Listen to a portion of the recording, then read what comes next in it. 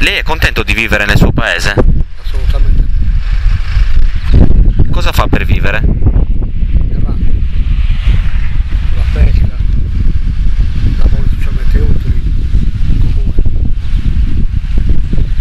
E lascerebbe il suo paese se si presentassero opportunità di carriera? Sì, subito. E come mai secondo lei non trova lavoro? Perché non c'è. Se lo trovi, non ti paghi. Come ho già fatto, è già successo. Ho lavorato e non racconto tutti i non ti paghi. Non sono tutti così comunque. A me mi è capitato quello. Ha qualche idea contro la disoccupazione? Lavoro, ci vuole lavoro. Vede un Muovono immediatamente. Come? Che si muovono immediatamente in comune, dare del lavoro. Che non è possibile vivere. C'è molta gente incasinata. Io sono solo adesso, sì. Anche a famiglia invece. E vede un futuro per i giovani dell'isola? Assolutamente, sempre peggio sarà. Il futuro non se ne vedrà mai. Lo vediamo davanti tutti i giorni. Le cose aumentano, non si può comprare più. Oggi cambi 50 euro, che cosa fai? E cosa dovrebbe fare la politica per garantire l'occupazione? La politica invece di rubare come stanno facendo, prendono meno soldi e danno più. È meglio emigrare o accontentarsi pur di stare in Sardegna?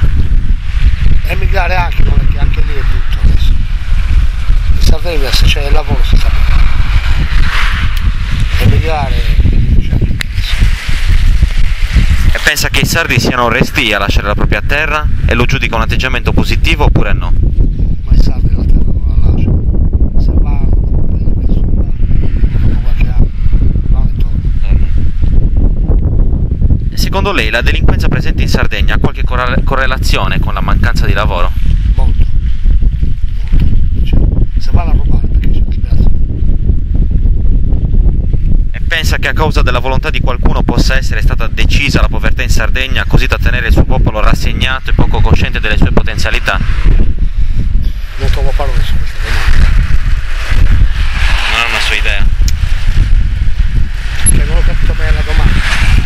Cioè vuol dire se ci sia una volontà esterna di tenere la Sardegna e i sardi rassegnati della situazione attuale che non possa mai cambiare.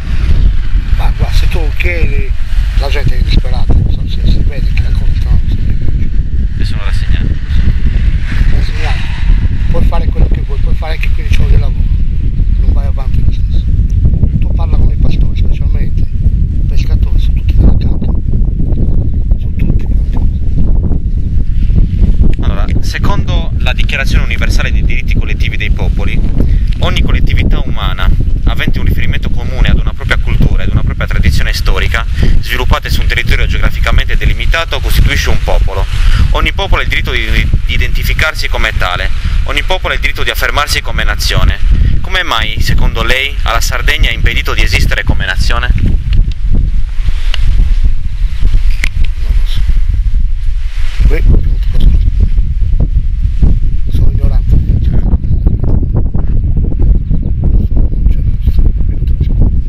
Ma secondo lei la Sardegna avrebbe bisogno di maggiore autonomia? Autonoma la Sardegna. Sì. Non ce la fa. Perché? Impossibile. Mancano troppe cose. Anche se lo provano non ce la fa. Ho capito, grazie.